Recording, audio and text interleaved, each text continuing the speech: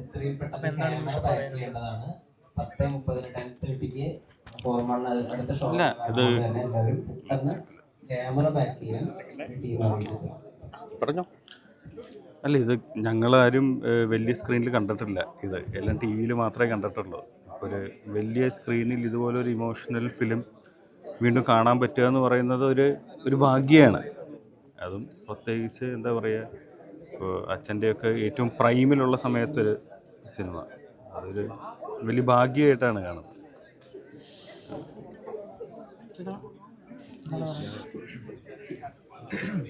നമ്മൾ ഇന്ന് ഇതിനൊരു ക്ലാസിക് എന്ന് പറയുമ്പോൾ നമ്മൾ ചിന്തിക്കേണ്ട മറ്റൊരു കാര്യമുണ്ട്.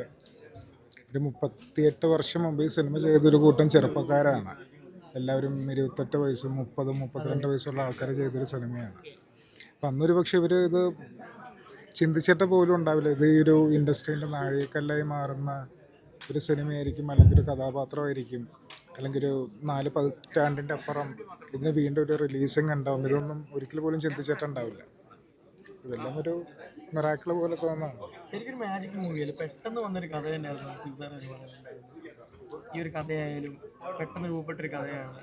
അല്ല, കഥ പെട്ടെന്ന് രൂപപ്പെട്ടതെന്നല്ല, അതിൻ്റെ റൈറ്റിംഗ് പ്രോസസ്സ് വളരെ ചെറിയൊരു ഷോർട്ട് പീരീഡിലാണ് സംഭവിച്ചത്.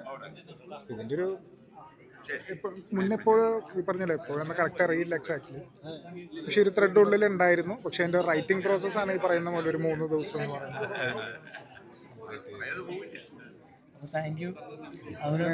എന്ത് ചെയ്താലും എല്ലാവരും വന്നിട്ടൊന്ന് എക്സ്പീരിയൻസ് ചെയ്യണം. കാരണം ഇത് ആർക്കും അറിയാത്തൊരു സിനിമയല്ല. ഇതിലത്തെ ഓരോ സീനുകളും ഡയലോഗുകളും എല്ലാം നമുക്ക് ബൈ ഹാർട്ടാണ്.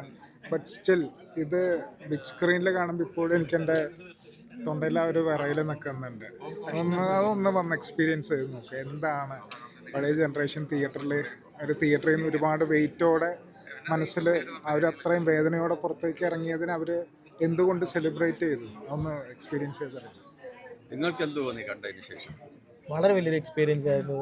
നമ്മളൊരിക്കലും എക്സ്പെക്ട് ചെയ്തില്ല ഈ ഒരു സിനിമ കാണാൻ പറ്റുമെന്ന്. വലിയൊരു താങ്ക് യു പറഞ്ഞു. നിങ്ങളൊക്കെയാണ് ഇനി ഇത് വിജയിപ്പിച്ചു തരുന്നത്.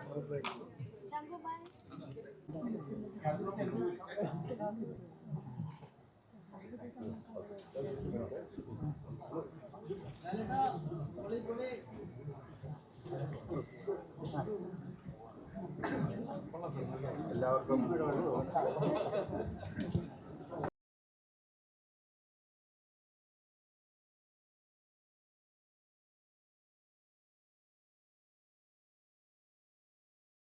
രണ്ടുപേരും ഉണ്ട്.